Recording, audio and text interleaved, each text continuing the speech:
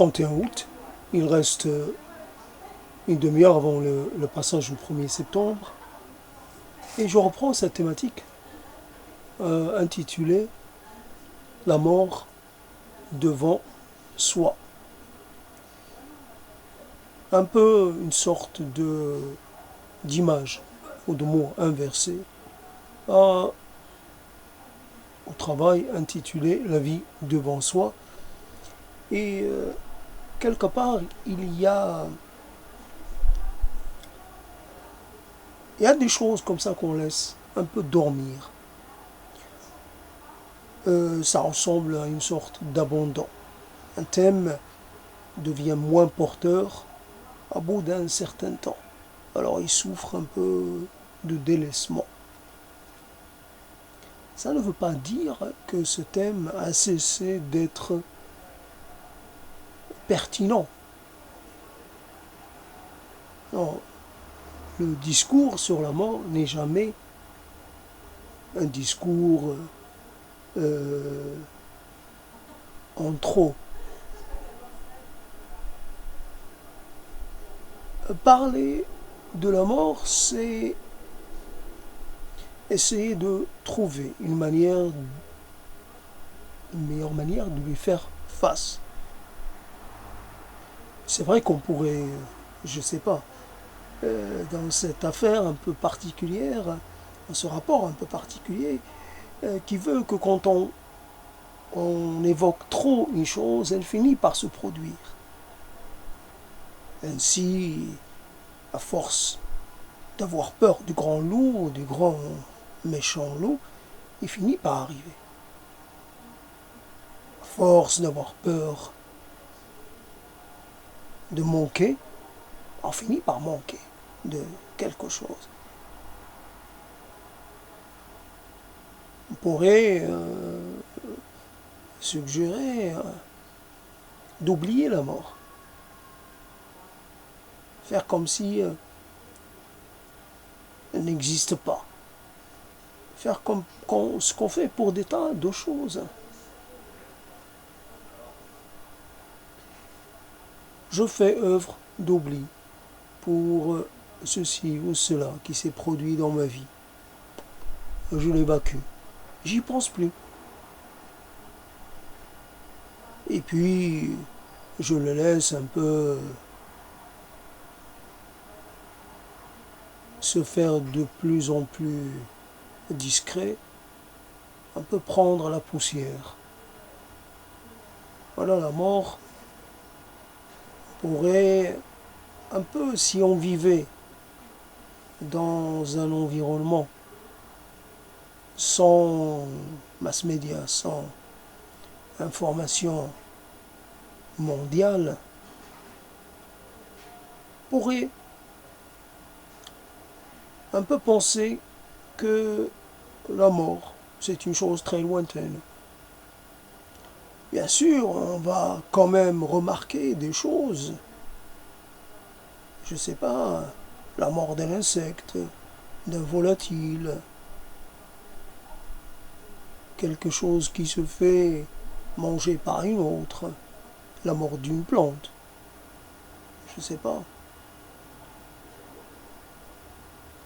La mort est un peu partout, à des échelles variées, mais elle est présente partout. Mais elle ne nous interpelle pas tant que cela quand il s'agit de la mort d'un autre être, un être dissemblable. La mort, elle nous touche quand elle nous prive des gens qui comptent pour nous, qui participent à notre rapport au monde. Ce sont nos piliers, ce sont nos arcs-boutants, ce sont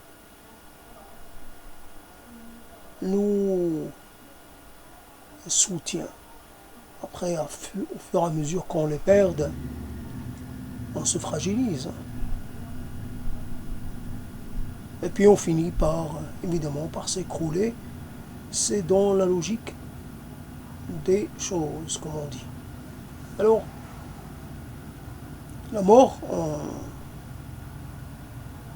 devant soi apparaît comme la seule perspective, la seule chose concrète. Ni gloire, ni fortune, ni amour, ni descendance, ni rien. Rien n'est. Tout a été enlevé. Il reste une seule chose. La vie est un peu comme en close. Il reste un petit. La lumière de la vie nous parvient un peu, de la continuité nous parvient un peu de façon très atténuée, très faible. Je sais que la vie continue, que quelque part j'y suis encore, mais d'une façon tellement peu, peu conséquente que je peux m'en aller sans que cela se remarque. Voilà une chose qui fait peur et en même temps qui presque tente, devient tentante. Partir sans faire appel à personne. Partir un peu en silence, sans fracas, sans partir en dormant. Voilà un peu le côté lâche de soi. Je supporte pas la douleur. Je supporte pas l'affaiblissement, l'amenuisement. Je supporte pas de perdre encore plus. Je préfère arrêter là. La mort devant soi. Nous avons appris que faut savoir franchir les obstacles, s'affranchir des obstacles, s'affranchir des difficultés.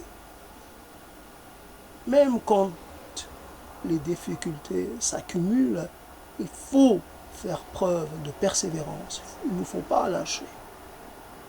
Mais là, c'était avant. Car il y a bien entendu actuellement un avant et un après. Et un pendant et un après. Ce présent-là qui peut être le dernier moment, qui peut représenter le seul temps qui reste. Un peu comme cette chanson dont je ne me souviens pas, peut-être qui dit le temps qui me reste. Oui, c'était affligeant, c'était atroce de voir cette personne mourante chanter le temps qui me reste. Si j'ai bien mémorisé le titre, si je n'ai pas.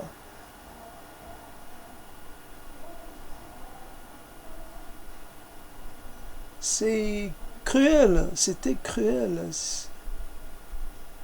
Ça n'apportait rien.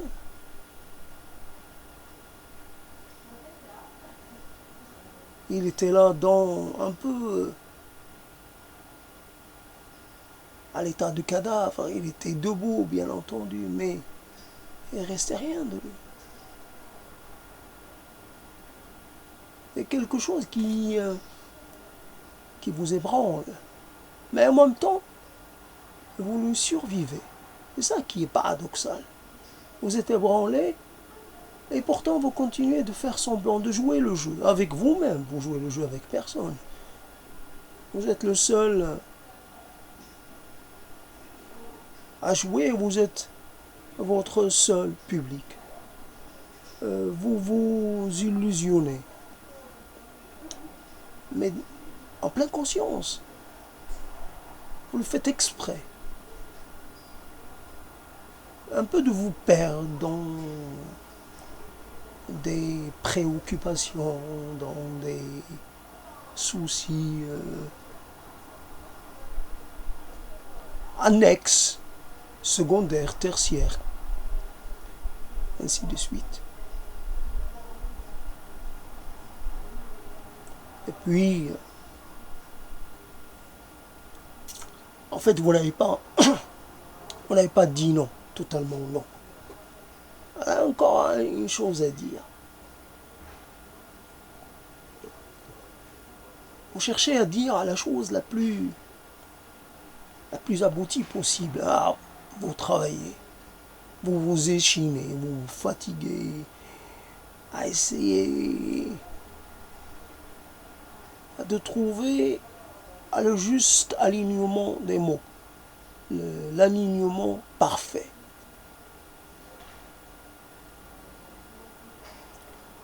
Un mot qui précède, mais c'est le bon mot. Un mot au milieu, mais c'est le bon mot. Et un mot qui termine la construction, mais c'est le bon mot. Dans une sorte de trinité. Un début, un milieu et une fin. Juste 3 mots, pas plus. Pourquoi aller plus loin? Après, d'autres peut-être feront l'exégèse, essaieront d'expliquer, d'interpréter, mais vous n'en avez cure, résumé, densifié, ultra courtisé. La mort devant soi, et ce pas.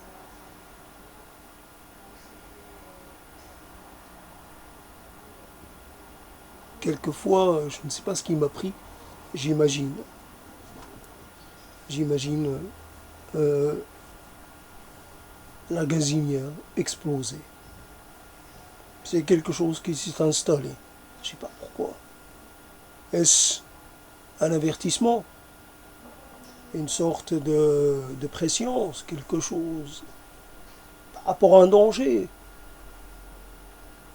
Avant, je n'avais pas cette peur-là, évidemment. Maintenant, je vois l'explosion se produire. Alors, je pense à ces gens qui connaissent, qui ont connu ce moment. Parce que le problème, là encore, une histoire de temps, c'est on va connaître, je vais connaître, si jamais cela devait se produire, devait se produire, comme s'il s'agissait de quelque chose qui était déjà inscrit et décidé. Admettons de toutes les façons qu'on croit à la prédestination ou pas, peu importe.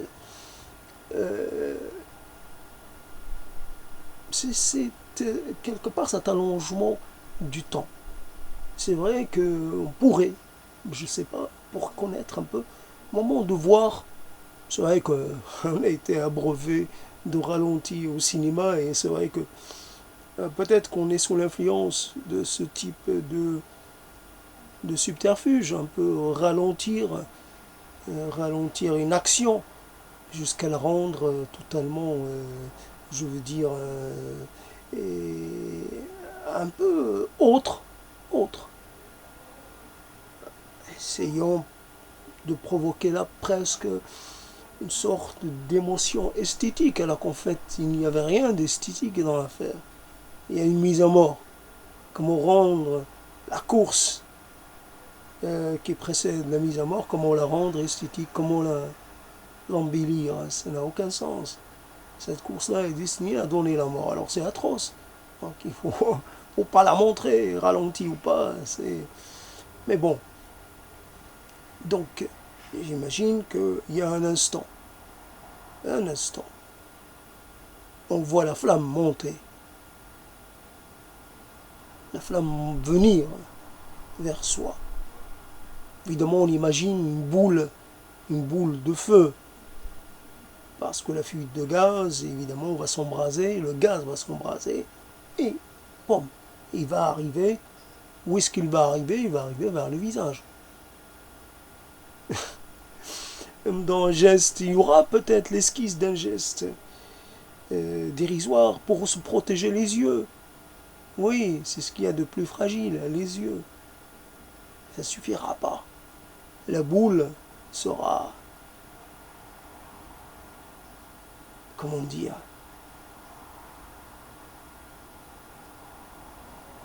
la boule agira comme agissent toutes les boules de feu. Elle défigurera, elle altérera, elle détruira.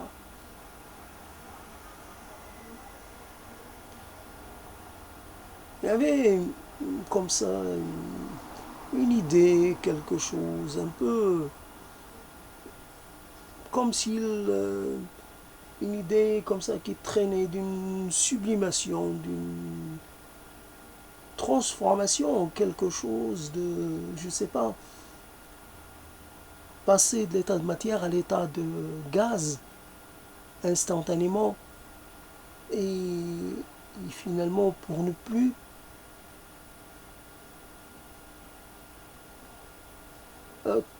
pour un peu court-circuiter le temps qui impose d'attendre, le regard ouvert, les yeux ouverts, conscients, attendre le déclin qui commence toujours, soit par un pied, soit par un quelque part. Il y a quelque chose qui ne, ne répond plus comme elle avait l'habitude de répondre. Un petit, un petit défaut dans la machine. Aujourd'hui, comme je sens que je ne suis pas tout à fait comme je voudrais l'être. Il y a un truc qui me, il y a un truc qui me préoccupe, qui me gêne. Je sens une gêne. Puis la gêne, évidemment, ça va s'amplifier. Donc la mort devant soi, évidemment, je suis lié. Je suis lié à celui qui a écrit La vie devant soi et je vois, évidemment, il est mort depuis longtemps et peut-être même son alter ego est mort aussi.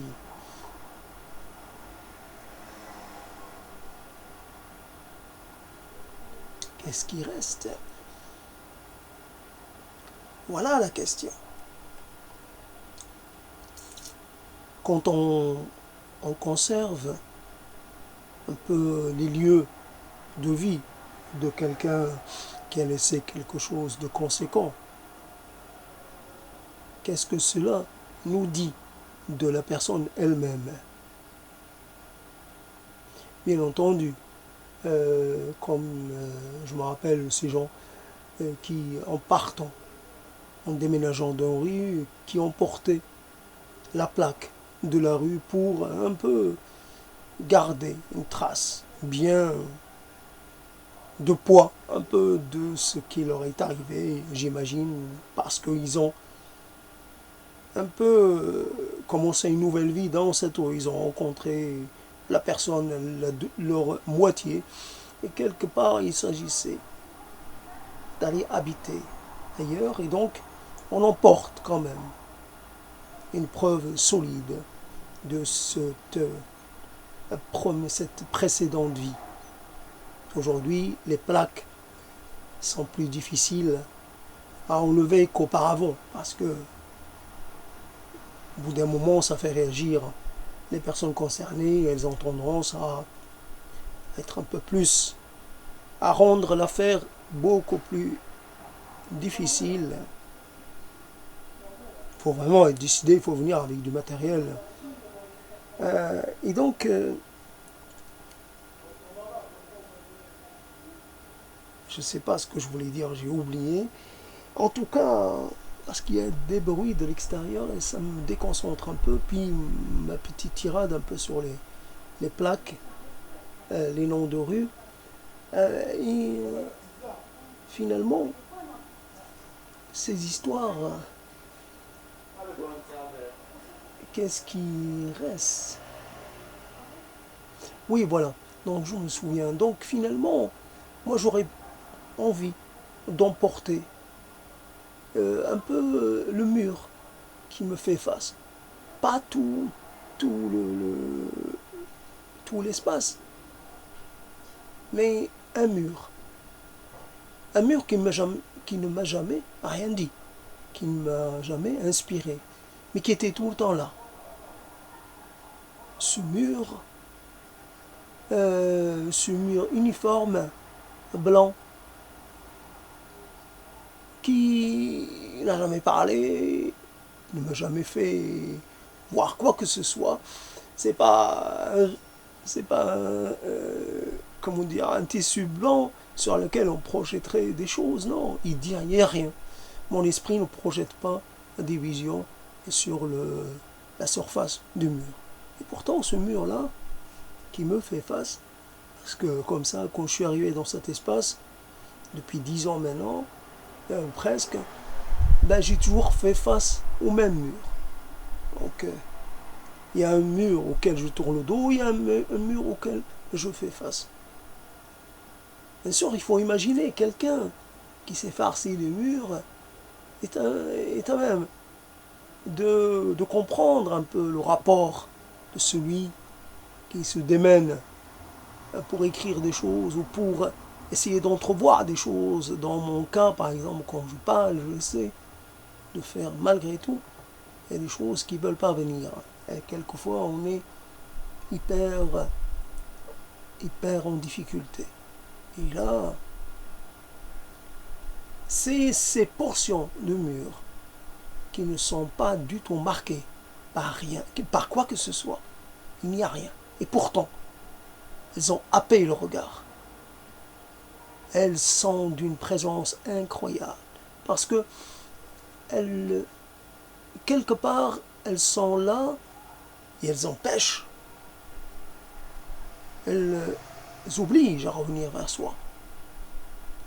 C'est quelque chose qui joue comme une surface, non pas réfléchissante, mais une surface renvoyante.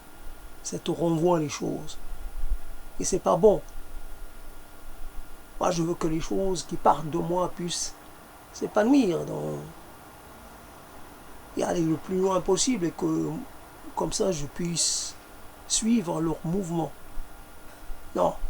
Là, je suis en face de quelque chose qui ne change jamais. C'est fixé pour presque l'éternité. Ce mur-là, je ne peux m'en affranchir.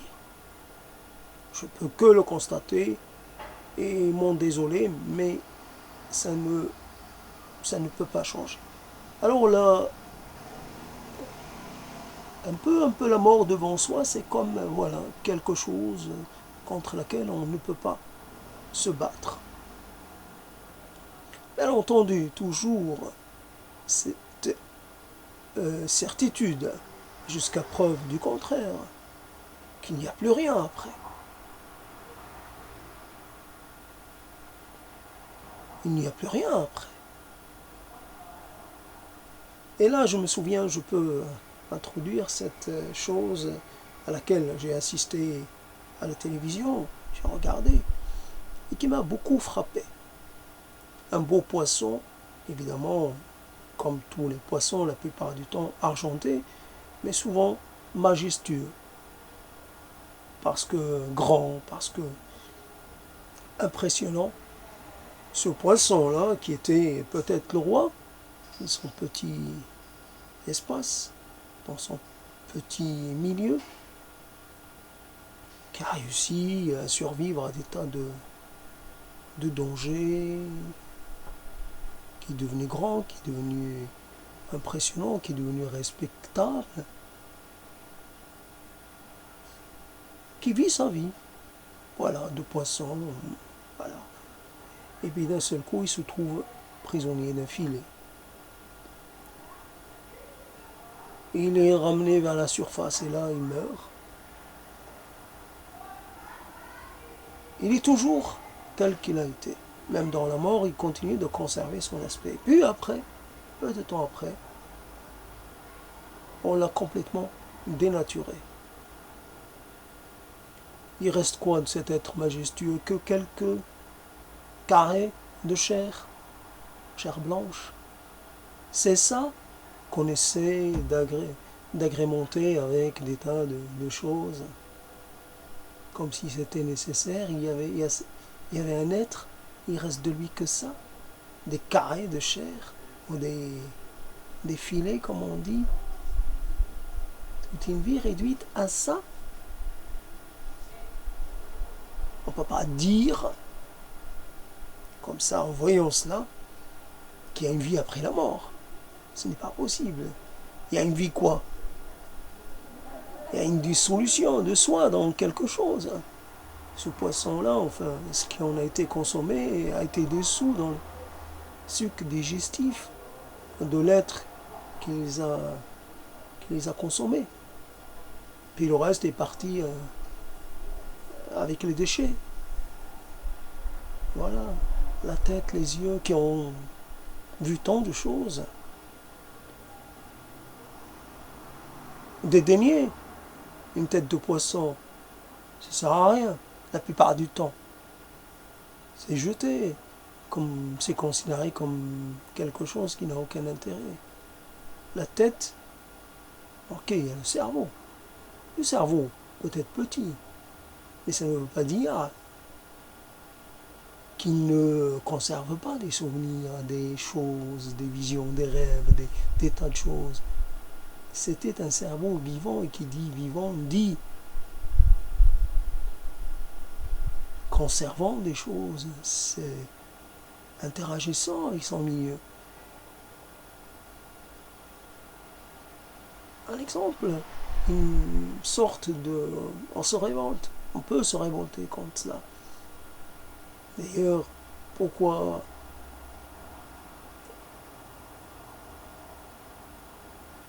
il y a... On peut dire qu'il y a beaucoup de poissons dans l'eau. Tous les poissons ne sont pas victimes de la pêche. Il y a aussi la mort naturelle chez les poissons.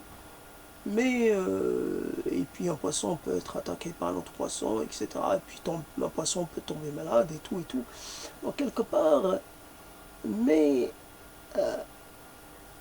c'est l'accélération de cette échéance. C'est le fait de la rendre très, très courte, très, très proche. La vie, la mort plutôt devant soi. La mort devant soi. Là, je ne vois rien. Je dis la phrase sans rien ressentir. J'ai l'esprit vide. Est-ce dû à la fatigue ou est-ce dû à autre chose?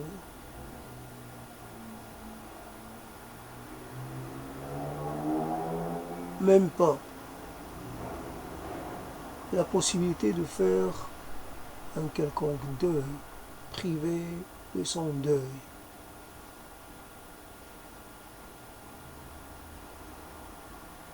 Je peux faire le deuil de quelqu'un que je ne connais pas.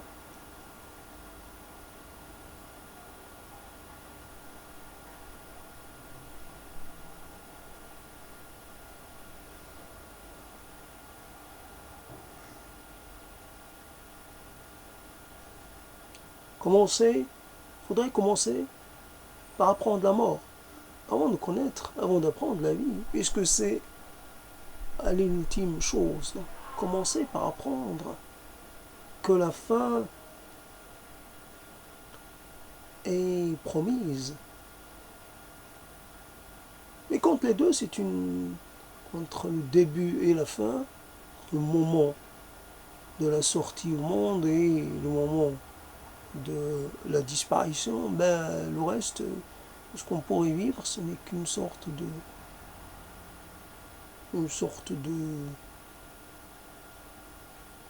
de temps court. C'est court. C'est assez bref. Voilà, la brièveté des choses. Même si il nous arrive un peu de ressentir le temps comme quelque chose qui se prolonge sans cesse, un peu comme nous sommes atteints de longueur. Et même cette impression-là finit par disparaître. Comme comme j'ai commencé à me rendre compte de nouveau de la lente, du long déclin du jour, que petit à petit les choses, pas petit à petit, grandement, le déclin du jour s'accélère. C'est plus 21h30, 21h et quelques, c'est 20h et quelques, et bientôt ça va être beaucoup plus tôt. Ça semble s'accélérer. Et on peut aussi considérer le, sa vie comme quelque chose un peu qui va en s'accélérant. J'y pense à une chose, le temps que j'y pense, une journée s'en est allée. Donc demain, je vais essayer d'y repenser. Je ne suis pas assuré de parvenir à quoi que ce soit. Une autre journée se sera passée. Alors je compte, aujourd'hui c'est le 31 août. Demain ça va être le 1er septembre et peut-être c'est mon dernier 1er septembre. Et sûrement le dernier de plein de gens. Alors qu'est-ce que je dois faire? Je dois sonner l'alarme, déclencher un peu toutes les alarmes et appeler à la vigilance. Tous vigilants contre la mort. Des voisins vigilants contre la mort. Des VGM, des VGCM. Ouais. Contre la mort, car c'est évidemment l'ennemi le plus sûr, le plus assuré. C'est un ennemi qui ne veut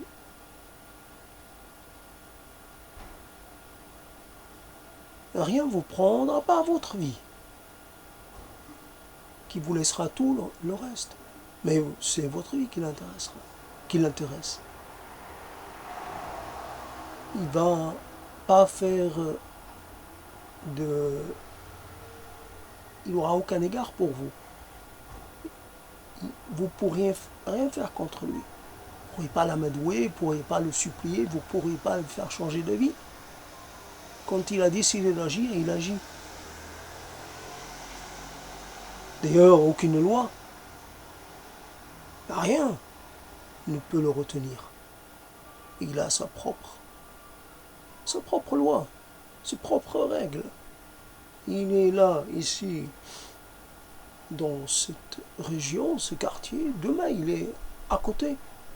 Peut-être qu'il ne va pas très loin, mais soyez assurés qu'il sera bien quelque part, qu'il sera fidèle à la ligne ou au programme qu'il a tracé.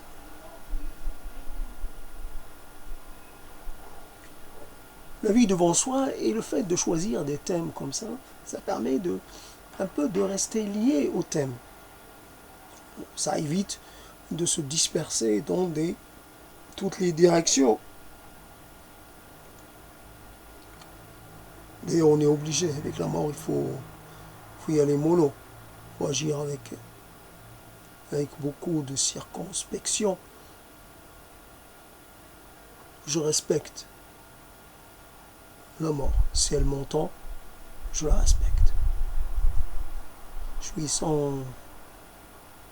suis plus respectueux et vivant vis-à-vis d'elle. Si j'ai pu dire des gros mots ou la traiter mal, j'en suis désolé du plus profond de moi-même. Je suis désolé. Je ne savais pas ce que je disais. J'ai manqué de jugement. J'ai été pris par la colère, par la peur, ouais. Là, en ce moment, je demande pardon. Je demande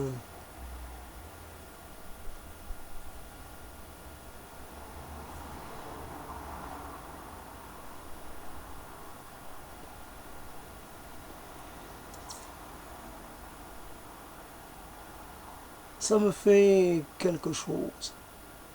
Ça me fait quelque chose. Il y a peu de morts que j'ai connus charnellement. Le dernier mort que j'ai connu, c'était quelqu'un que j'ai toujours connu en chair. Pas très gros ni très enveloppé, mais il avait de la chair. Il avait de la chair sur ses os et quand je l'ai touché mort, on dirait que les os pointaient. Et il y avait une odeur un peu particulière, l'odeur des épices, et peut-être mélangée, peut-être déjà quelque chose. Peut-être un début de décomposition, peut-être. La chose à laquelle j'ai renoncé. Après, après la possibilité de travailler dans l'expérimentation des médicaments, c'est-à-dire travailler comme un cobaye, j'ai renoncé sans savoir pourquoi. Je connaissais quelqu'un qui avait un travail et qui en même temps cherchait à se porter volontaire pour ces tests. Et donc, je n'ai pas compris. Je ne lui en ai pas parlé, je ne lui ai pas demandé s'il n'avait pas quelque chose d'un peu suicidaire. Mais non. Mais moi, c'est une chose à laquelle, bon, viscéralement, j'ai dit non. Et quand il s'est agi, par exemple, à un autre moment de ma vie, j'ai entendu qu'il y avait des gens qui travaillaient dans la préparation des morts. C'est une chose à laquelle, là aussi, si je dois être le dernier qui puisse faire cela, je ne le ferai pas. C'est clair, dans ma tête, c'est net. Dans mon corps, c'est net. Et cette odeur, peut-être particulière, d'ailleurs, ne peut que se renforcer. C'est vrai, vous tombez sur un œuf pourri. Là, vous sentez quelque chose qui peut peut-être dépasser l'odeur de la chair en décomposition ou lui être un peu approchante. Mais c'est vrai, un œuf pourri, c'est quand ça se casse, ces œufs qu'on mettait pour que les poules pondent, enfin, reviennent pondre au même endroit, et qui parfois se cassaient, alors c'est une odeur contre laquelle, voilà, il reste, je ne sais pas ce qui reste comme souvenir de cette odeur concrètement, en tout cas il reste le sentiment d'une atrocité sans égale. Après, voilà, et quelque chose qui pourrait être de l'ordre du concret que les sens percevraient, une odeur à nul autre pareille.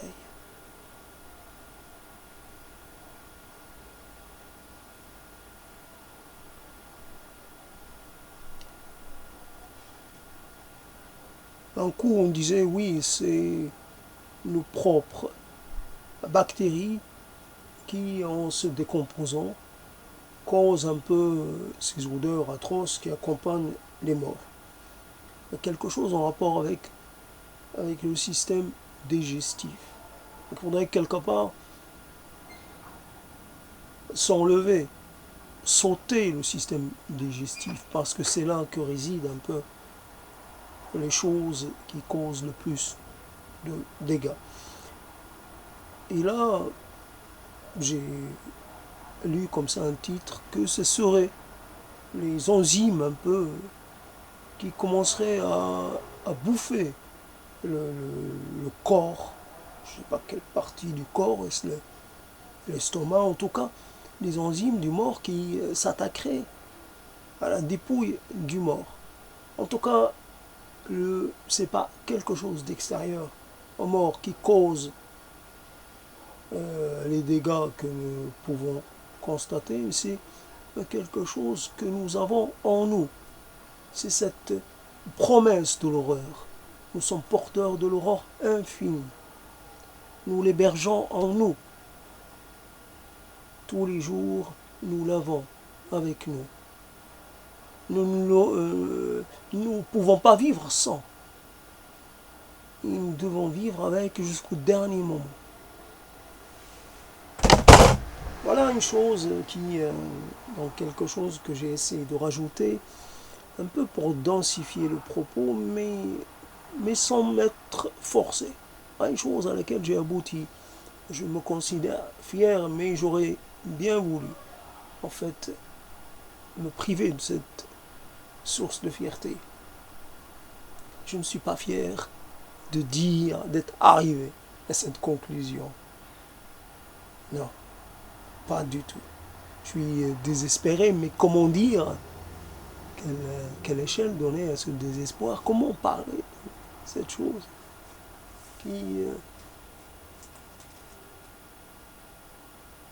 la promesse qui sera tenue,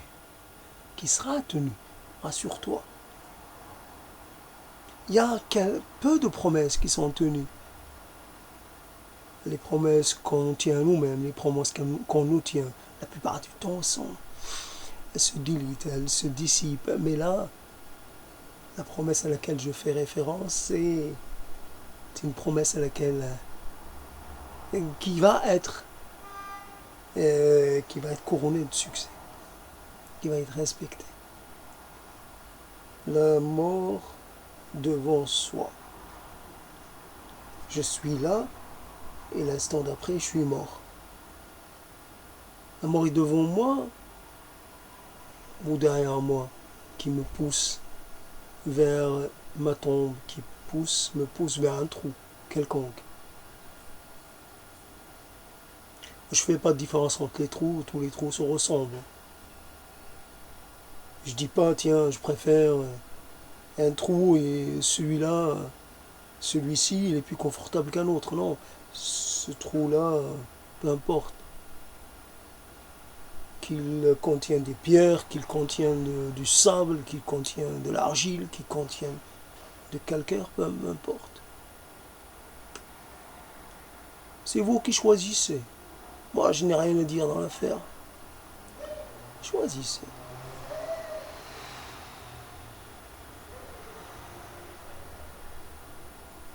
Voici, je continue toujours d'être dans cette configuration dans laquelle il y a une inhumation en contact direct avec la terre, avec l'humus, au sens même de l'inhumation. Après, on peut toujours mettre la personne dans une sorte de coffre en pierre, une sorte de sarcophage, et évidemment, il n'y a pas de terre, il y a de la pierre. Et le corps ne va pas réagir de la même façon. Je ne sais pas comment se comportent les fluides quand ils sont empêchés de se répandre. En tout cas,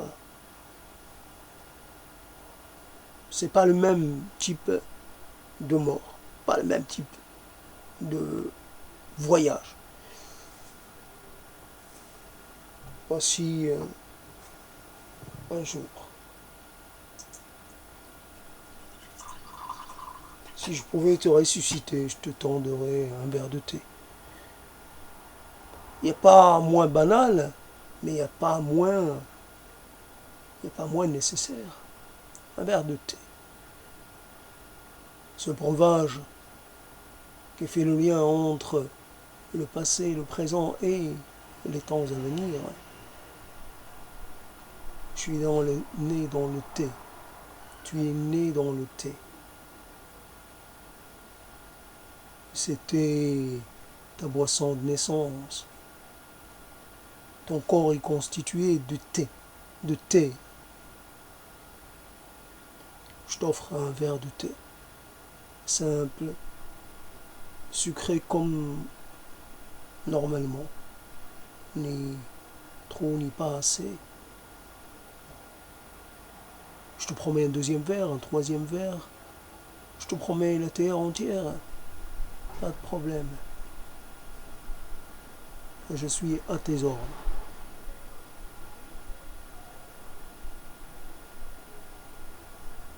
Je sais que le thé apporte du réconfort. Un verre de thé, oh mon Dieu, qu'est-ce que c'est agréable. Ça passe tout seul.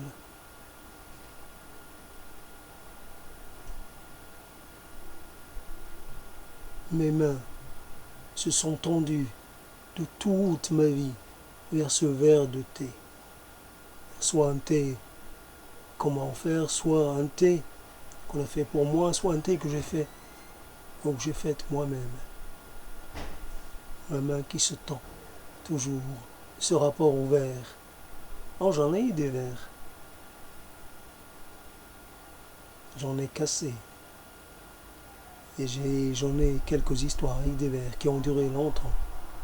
Un verre a duré 10 ans, un autre a duré plus, un autre a duré moins. C'était des compagnons de longue durée, fidèles et résistants à la charge, résistants à l'effort.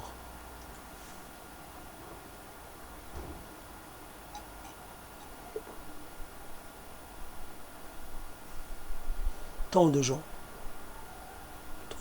et rien pour les remplacer, tant de gens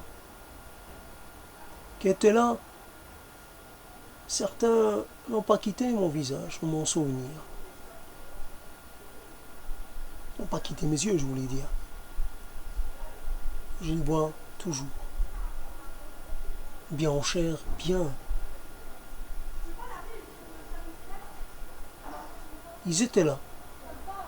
Ils sont d'ailleurs dans une éternité de souvenirs, ils sont quelque part dans un mouvement de vie, figé, mais un mouvement tout de même. Ils sont toujours en train de vivre et de se mouvoir. Pour d'autres, j'arrive à les concevoir comme immobiles. Et je m'en désole encore plus.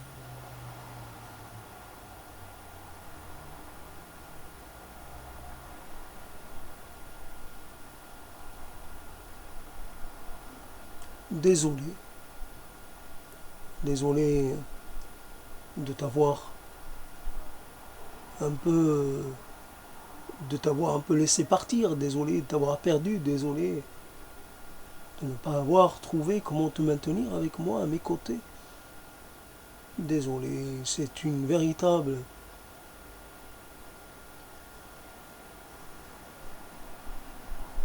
comment dire,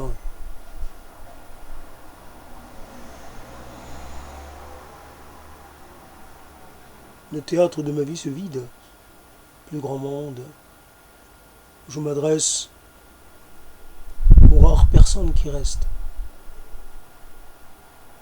Elles semblent pas tout à fait présents. Il y en a qui sont dans un état proche de la mort. Je les vois ailleurs. Je les entends un peu se plaindre.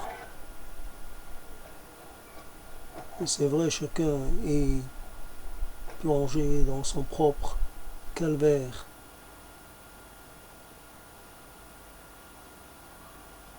La salle se vide peu à peu. Avant, elle était pleine. pleine à craquer. Il y avait du bruit de partout. Il y avait des présents, beaucoup de présents. Ça riait, ça glapissait, ça cactait. Ça se brouillait, ça se disputait, ça s'égosillait, ça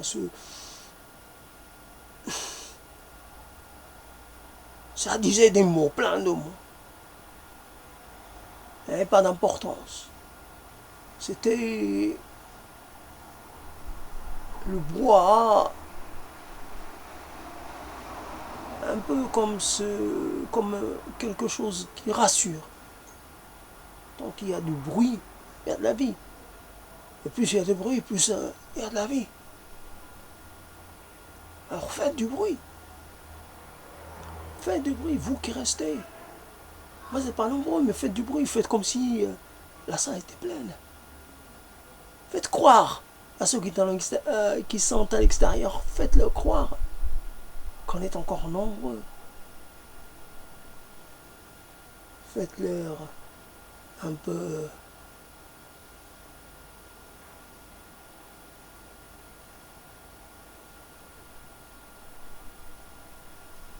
Je me mens à moi-même, hein, évidemment.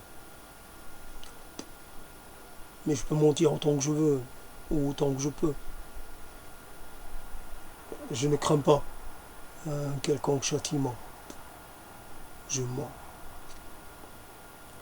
J'ai une posture. Quelle importance, quelle différence. Que je sois dans le vrai ou dans le faux, que je sois dans l'exactitude ou dans l'à peu près. Que je dise ce que je pense ou que je fabrique du faux. Quelle importance que ce soit moi qui parle ou un autre. Quelle importance que la paternité de ces mots me soit reconnue ou pas. Quelle importance. Quelle importance.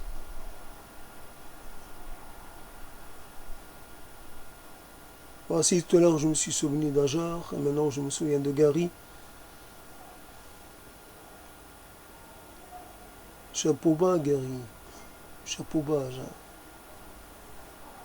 Chapeau bas, j'ai pas de chapeau, j'ai fait chapeau bas. Qu'est-ce que je peux faire? Non? Plus fort, parle plus fort. Tu me demandes quelque chose? Tu veux que je passe un message à quelqu'un? Mais ça risque d'être difficile, même impossible. Bah la personne n'est plus là, n'est plus de ce monde. Et même un peu tout le monde. D'ailleurs, si tu revenais, tu trouverais plus personne. Il n'y a plus personne depuis le temps. Bah, ils sont tous morts, comme toi. Bah, quelque part, tu as commencé et ils t'ont imité. Ouais, bah voilà, message sans destinataire. Je le prends quand même. Ouais, je le prends. Ouais, un dernier message, comme ça. Message au monde, à ceux qui ne me connaissent pas, à ceux qui ne m'ont jamais fréquenté. Un message. Alors c'est quoi? Je garde pour moi, je peux le diffuser. Oui, t'en fais ce que tu veux. Il y a des messages. Réjouissez-vous ou pas. Se réjouir ou pas se réjouir. Participer ou se démettre. Être ou ne pas être. Faire ou ne pas faire.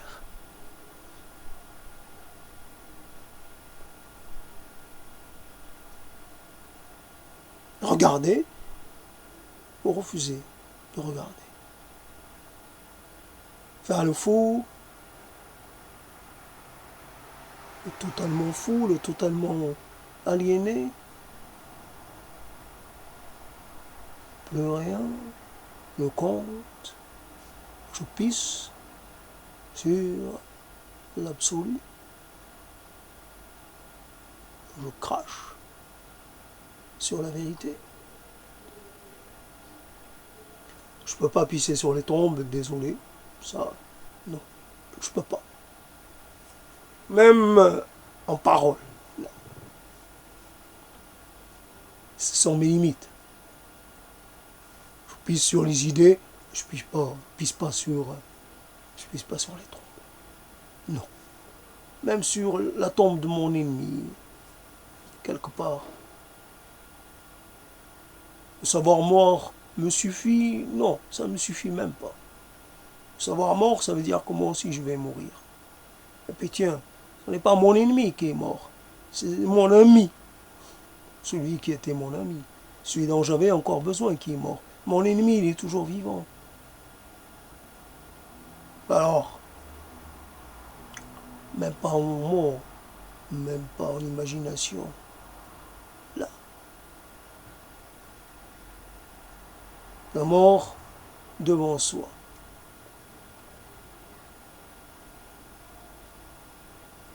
Des mots ne résument pas un être, un thème non plus.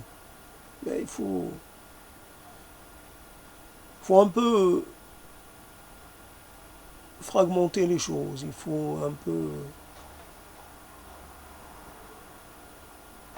C'est dommage d'être un peu obligé de séparer les choses comme ça.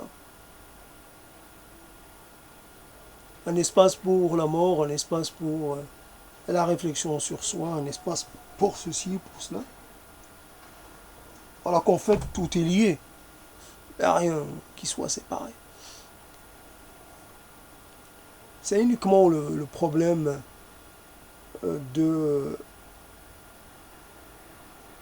du rôle qu'on se donne. C'est vrai qu'il y a des moments où on se pose la question, on ose un peu questionner. Pourquoi vous m'avez fait naître alors que je ne vous ai rien demandé? Quelque part, je refuse la vie, mais cela n'a qu'un temps. Je refuse. Puis arrive un moment où rien ne veut rien dire, le refus ne veut rien dire, et donc je cesse de reprocher cela. Ça n'a plus aucun sens. Et je veux être un peu dans une sorte de continuité, une sorte, un peu m'inscrire dans une sorte de linéarité, une sorte de chaîne. Oui, la vie est ce qu'elle est. J'ai pas choisi, vous non plus. Donc, vous n'êtes responsable de rien. Donc je peux rien vous reprocher. En fait, peut-être, je pourrais même me charger de vous rendre un dernier service. Si vous avez une petite chose, dites-le moi. Je suis votre descendant. Je me dois de vous satisfaire en cela. Peut-être que vous aviez un rapport difficile à la vérité. Peut-être que vous avez un peu calé à un moment. Moi aussi je cale face à la question de la vérité. Je sens que je suis devant un mur. Aidez-moi. Aidez-moi à battre ce mur. Je m'en fais pas, je suis pas crédule à ce point. Derrière un mur, il y a un autre mur. Et je veux dépasser le premier mur. Je veux accéder au monde qu'il y a derrière le premier mur. Après, peut-être, si j'ai de la chance, je trouverai quelqu'un qui prendra ma relève. Mais j'aimerais prendre la relève, votre relève. Et puis, un peu continuer sa tâche de quête, de questionnement, de recherche. Je recherche. Nous recherchons toujours tous la même chose. C'est long. C'est long la mort. Ça dure trop longtemps. Ça va prendre combien? Combien de temps? Avant que cela ne se termine.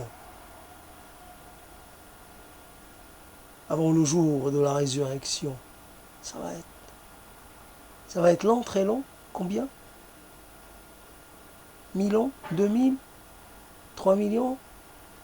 1 milliard? 2 milliards? Tant que cela. Ça en fait du temps. Oui, mais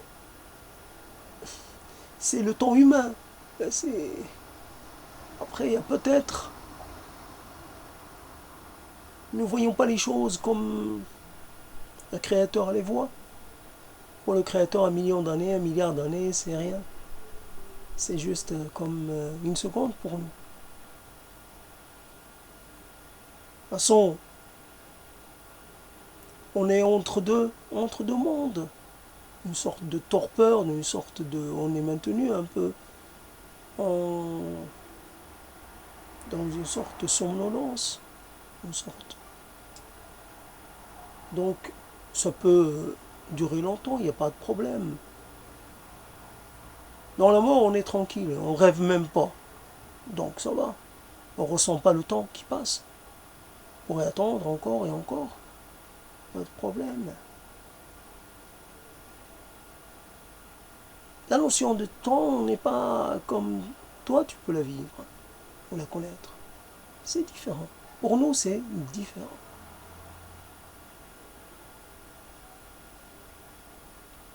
Ouais, tout cela est force à réfléchir.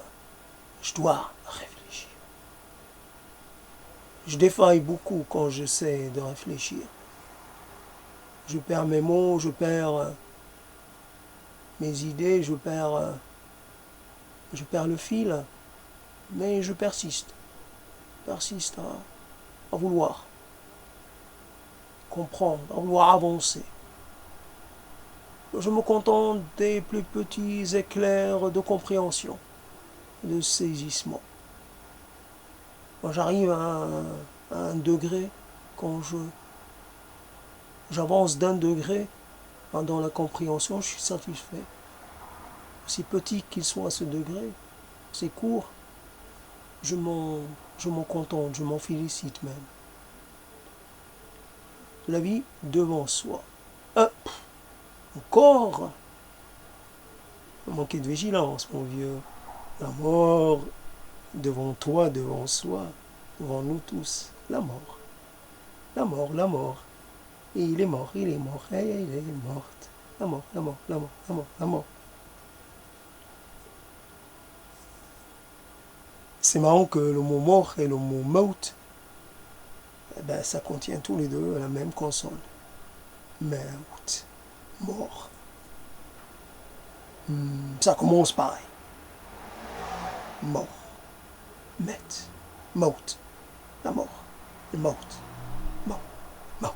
Maut. Maut. Maut.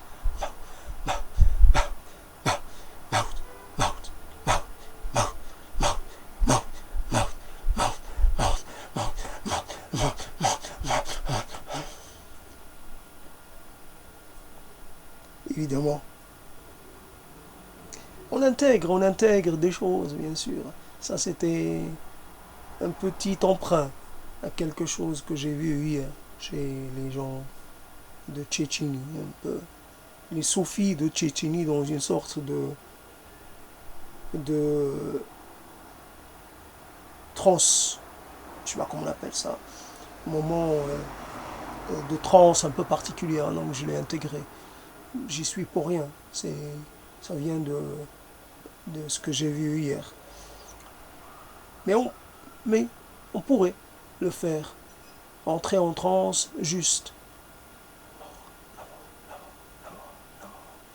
Là, en français, ça le fait pas.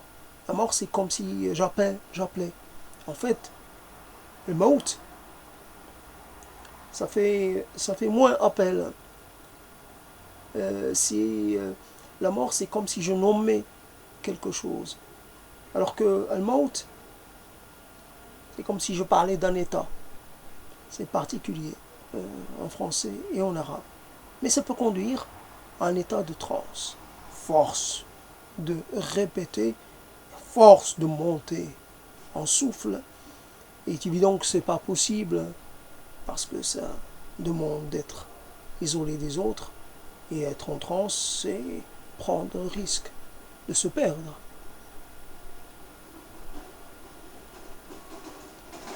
Voilà quelque chose qui peut un peu nous faire un peu dévier de la réflexion du rapport étroit avec la mort.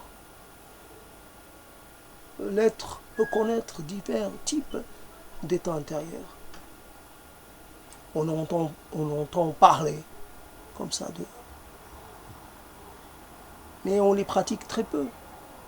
On passe pas, on n'essaie pas de faire connaissance. Ouais, c'est intéressant.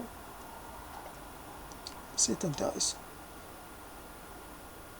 D'amener son corps quelque part dans des lieux qu'il n'a pas l'habitude de fréquenter. Le conduire vers l'inconnu. Et qu'il se lâche. Peut-être qu'il va se comporter comme on aspire à ce qu'il le fasse. Peut-être qu'il va dérailler totalement, peut-être qu'il va le conduire vers quelque chose de périlleux. Et c'est pas grave. Le péril,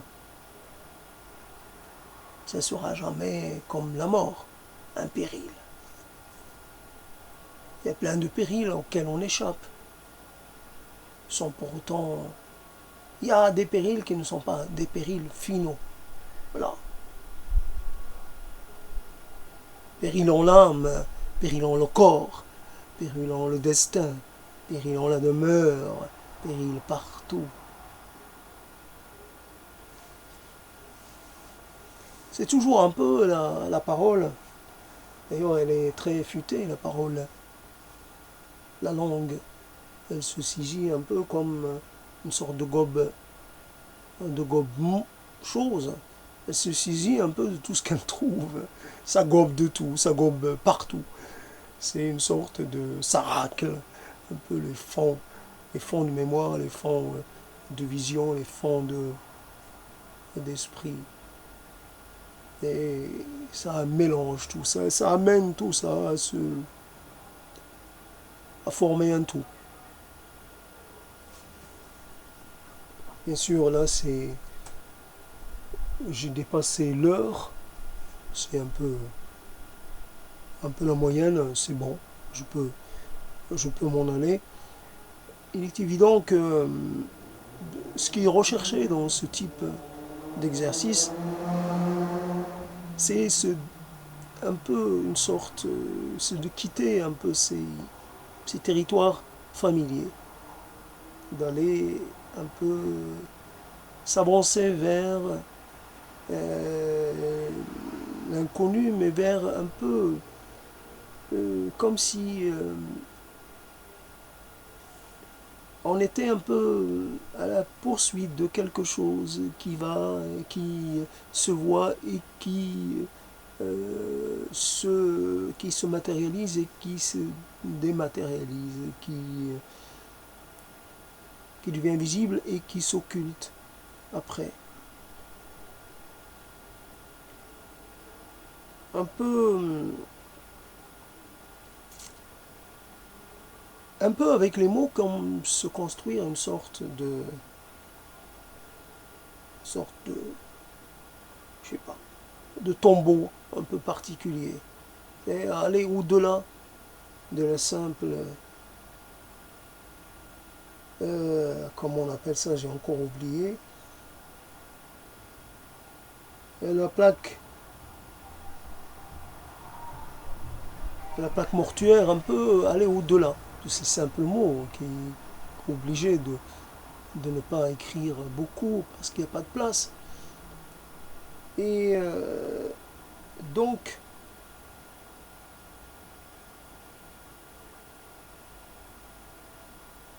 je sais que je vais perdre mon entité. Ces bras, cette bouche, cette trachée artère, ce corps-là va se dissoudre. Mais les mots, peut-être, mes mots, que mon corps a conçus, peut-être qu'ils réussiront à survivre à la disparition de ce corps. C'est tout le bien que je peux leur souhaiter.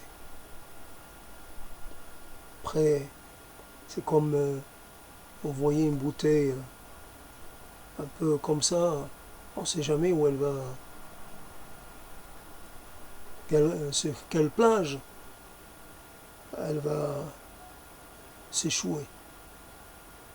Il est possible que certaines bouteilles à la mer coulent, on n'aborde jamais. C'est possible. Mais le risque est quand même à prendre. Avec ces mots, à quoi ça peut servir une bouteille qui arrive comme ça, un message dans une bouteille qui arrive après la mort de son expéditeur, à quoi ça peut servir? C'est un peu comme cela, une bouteille à la mer sans intérêt pour l'expéditeur, sans intérêt. Toujours la question de l'intérêt, mais non un intérêt capitalistique, un intérêt à cette chose qui fait naître du mouvement en vous. C'est vrai que ce n'est pas tant la quête de l'être à aimer, mais de la quête de gens avec qui un peu participer à la mise en place d'une vision. Des gens qui vous aideraient un peu à concocter la meilleure des recettes pour goûter la vie, pour l'apprécier, pour la juger, pour en prendre, pour en connaître la consistance et la véritable saveur. Voilà ce qui manque, c'est les choses qui manquent. La vie devant soi et malgré tout, j'aime beaucoup le mot dépit. Je pars sur un dépit, je pars sur un regret, je pars sur un ultime regret, un ultime dépit. Je suis dépité. Un peu cette chose qui ne passe pas, qui se coince.